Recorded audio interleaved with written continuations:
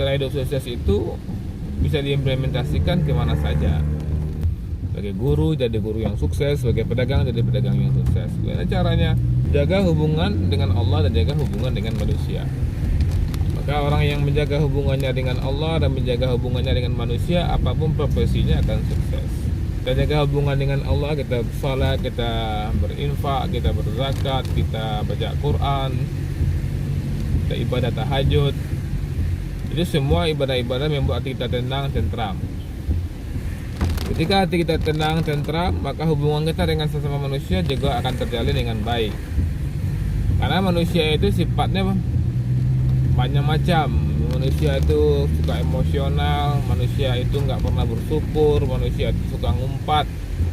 Orang-orang seperti inilah yang akan kita hadapi ketika kita berbisnis, ketika kita jadi guru, ketika kita bermuamalah dengan mereka. Kita jumpa dengan tipikal-tipikal orang seperti ini.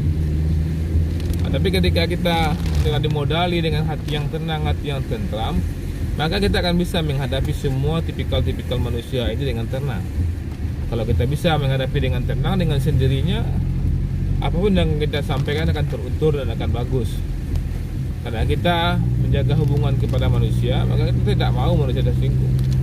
Kita nggak mau merugikan manusia, kita tidak mau menipu manusia. Kalau kita tidak mau menipu manusia, tidak mau menzalimi manusia, tidak mau merugikan manusia, maka apapun usaha kita akan menyenangkan hati orang. Ketika orang datang ke toko kita tidak mau kasih barang jelek sama dia, atau menutupi cacat barang, nggak akan mungkin kita lakukan. Kita tidak akan mungkin menjual mahal kepada manusia. Kita tidak akan mungkin juga memohongi manusia, mendustai manusia. Karena itu tadi kita menjaga hubungan dengan semua manusia. Jelas seperti ini orang akan sukses. Datang orang belanja ke toko kita, dia minta barang sesuatu, barang itu susah untuk dicari dan kita tahu di mana sumbernya. Kalau kita tidak carikan, orang ini akan susah mencarinya. Kita cari, kita agak berat mencarinya, walaupun ada untungnya di sana, tapi agak berat mencarinya. Akhirnya kita carikan barang tersebut karena kita ingin membahagiakan manusia, menyenangkan hati manusia. Karena itu prinsip hidup kita carikan. Setelah kita carikan, tentu senang hati orang ini mencarikan barang sesuatu yang langka yang dapat sama kita. Ketika barang itu ada sama orang, ternyata barang itu berlebih, barang itu mau dipulangkannya. Kita tahu barang ini tidak semua orang mau gitu. Tapi kalau kita tidak terima barang ini kembali, orang ini akan rugi. Barang ini akan tumpuk di tempat dia dan dia bukan seorang pedagang. Sementara kita kalau sudah terima, kita bisa jual kembali walaupun agak lama terjual. Maka dengan berprinsip tadi menyenangkan hati manusia, kita akan terima barang ini mungkin pakai catatan. Boleh nggak nanti kalau sudah terjual baru dibayar. Kan bisa itu negosiasi dari kita. Atau kalau memang resi kita ada berlebih, kita bayar aja. Dengan harapan mudah-mudahan nanti Allah akan bukakan hati orang untuk datang ke toko kita mencari barang tersebut. Nah, ini prinsip-prinsip seperti ini mana tidak banyak orang lakukan. Orang beli barang kembali, barang cacat, rasanya kita kasih barang sama dia bagus, kita kasih keran sama dia, nih keran, beli keran itu bagus, sampai di rumah dia patah keran itu. Datang dia lagi ke toko, kita tahu dia baru belanja toko kita. Maka ketika itu, walaupun itu kesalahan dari konsumen, tidaknya kita ikut juga rugi. Mungkin dia mungkin kita akan gratiskan dia beli keran yang baru lagi untuk mengganti keran yang patah, atau kita kurangi harga separuh harga dari keran yang dibelinya lagi. Prinsip seperti ini, prinsip hablum minan nas, menyenangkan hati orang. Kita berniat pahala aja.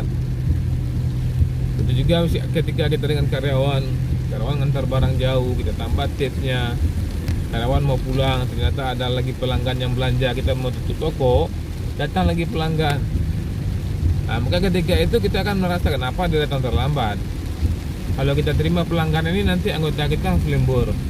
Tapi karena prinsip tadi menyenangkan hati manusia, hablum minan nas, kita tahu orang ini memang butuh di saat kita tutup toko, dan ketika itu toko lain tidak ada yang buka, ya kita buka lagi toko kita tanpa harus membebani tambahan barang, tambahan harga. Kita rugi, kita capek-capek enggak, karena Allah ada mencatatnya.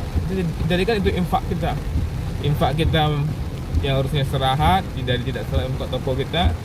Kemudian anggota kita juga mau pulang, tidak jadi anggota kita harus kita kasih tambahan karena kita yang punya, kita yang menyuruh dia. Nah, kita kasih latif sama anggota kita karena dia lembur. Jadi di situ peristiwa ketika tutup toko, berapalah orang yang gembira. Orang datang terlambat tadi gembira, dia dilayani.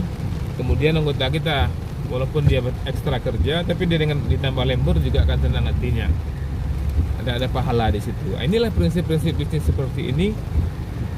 Apapun yang kita jual, dimanapun posisi kita, insya Allah orang akan senang berhubungan dengan kita.